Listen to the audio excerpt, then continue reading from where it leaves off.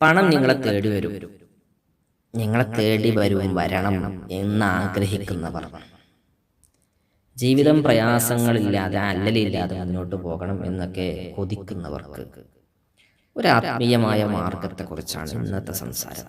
അസ്സലാമു അലൈക്കും വറഹ്മത്തുള്ളാഹി വബറകാതുഹു. പ്രിയപ്പെട്ടവരെ, ഒരുപാട് ആളുകൾ വലിയ വിഷമം പറയുന്ന ഒന്നാണ്, മനസ്സിൽ വലിയ വിഷമം പറയും, സാമ്പത്തിക ബുദ്ധിമുട്ട് വല്ലാതെ അലട്ടുന്നുണ്ട്, കടം കുറേ ഉണ്ട്, മാർഗങ്ങളില്ല, പട്ടിണിയാണ് വീട്ടിൽ, വിഷമം പറയുന്ന ആളുകളുണ്ട്. പലപ്പോഴും പറഞ്ഞ് കരയുന്നവരൊക്കെ കണ്ടിട്ടുണ്ട്. അതവരുടെ വലിയ പ്രയാസമാണ്. സമ്പത്തില്ലാതെ മുന്നോട്ട് പോകാൻ വലിയ പ്രയാസമാണ്. നമ്മുടെ ജീവിതത്തിൽ വലിയ ബർക്കത്തും ഐശ്വര്യവും സാമ്പത്തിക അഭിവൃദ്ധിയൊക്കെ ഉണ്ടാകാനുള്ള ഒരു ആത്മീയ മാർഗമാണ് ഞാൻ പറയുന്നത്. അള്ളാഹുവിൻ്റെ അസ്മാഉൽ ഹുസ്നയിൽപ്പെട്ട യാ മുഗ്നി യാ അല്ലാഹ്, യാ മുഗ്നി യാ അല്ലാഹ് എന്ന ഇസ്മ, വനികി എന്ന് പറഞ്ഞാൽ ഐശ്വര്യവാൻ എന്നാണ്. അപ്പൊ അള്ളാഹുവിൻ്റെ ഇസ്മായ യാ മുഗ്നി യാ അല്ലാഹ് എന്ന ഇസ്മ 1100 തവണ, 1100 തവണ എണ്ണ ശ്രദ്ധിക്കണേ. എന്നിട്ട് ഇത് ചൊല്ലുക. എത്ര ഡെയിലി ചൊല്ലുക. എത്ര ദിവസം?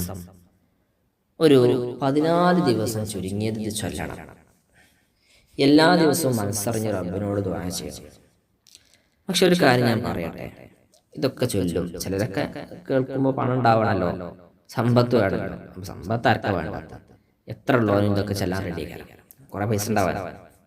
പക്ഷെ അവൻ ശ്രദ്ധിക്കേണ്ട ഒരു കാര്യം, അവൻ വീട്ടിലെ ഉമ്മാനെ നോക്കൂല, വയസ്സായാലും പരിഗണിക്കൂല.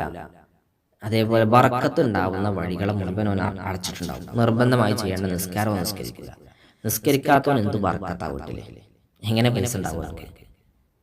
ബർക്കത്ത് ഉണ്ടാവില്ല. അല്ലെങ്കിൽ പിന്നെ നിസ്കരിക്കാതൊക്കെ ബർക്കത്ത്, അങ്ങനെ പൈസ ഉണ്ടാവുന്നുണ്ടെങ്കിൽ അത് അള്ളാഹിന്റെ പരീക്ഷണമാണ്.